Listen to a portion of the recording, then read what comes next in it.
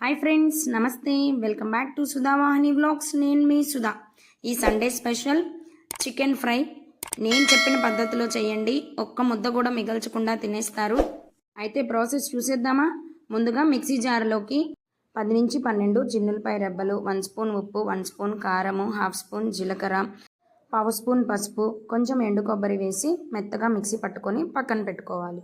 ఇప్పుడు అదే మిక్సీ జార్లోకి 1 స్పూన్ ధనియాలు, 5 నుంచి 6 లవంగాలు, చిన్న ముక్క దాల్చిన చెక్క, ఒక యాలుక్కాయి, 1/2 ఇంచ్ అల్లం, ఒక 5-6 చిన్నులపై రెబ్బలు వేసి మెత్తగా మిక్సీ పట్టుకొని పక్కన పెట్టాలి.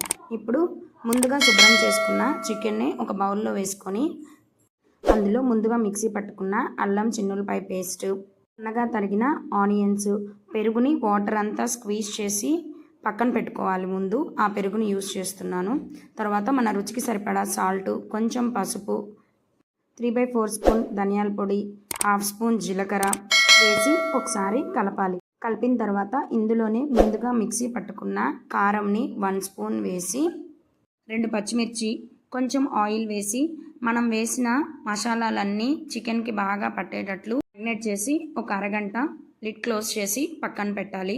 1/2 అవర్ తర్వాత ఒకసారి మూత తీసి మొత్తం చికెన్ని కలుపుకొని కుక్కర్లో వేసి కొంచెం వాటర్ పోసి 3 నుంచి 4 విజిల్స్ వచ్చే వరకు ఉడికించుకోవాలి. ఇక్కడ నేను నాటుకోడితో ఫ్రై చేస్తున్నాను. మీరు మామూలు చికెన్ తీసుకునేటట్లయితే ఒక 2 విజిల్స్కి ఆఫ్ చేసుకోండి. ఇప్పుడు ఉడికించిన చికెన్ని ఫ్రై చేసుకుందాము. స్టవ్ వెలిగించి ప్యాన్ పెట్టి 4 స్పూన్స్ ఆయిల్ వేసి ఆయిల్ కొంచెం హీట్ అయిన తర్వాత సన్నగా తరిగిన ఆనియన్స్ వేసి ఆనియన్స్ కొంచెం ఫ్రై అయిన తర్వాత ముందుగా మనం ఉడికించుకున్న చికెన్ని వాటర్ లేకుండా వేసి బాగా ఫ్రై చేసుకోవాలి. చికెన్ ఫ్రై అయిన తర్వాత ముందుగా మనం ప్రిపేర్ చేసుకున్న కారం కూడా వేసి ఒకసారి కలుపుకొని మూత పెట్టి ఒక 5 మినిట్స్ మగ్గనివ్వాలి.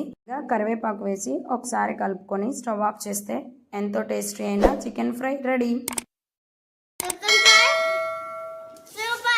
For watching.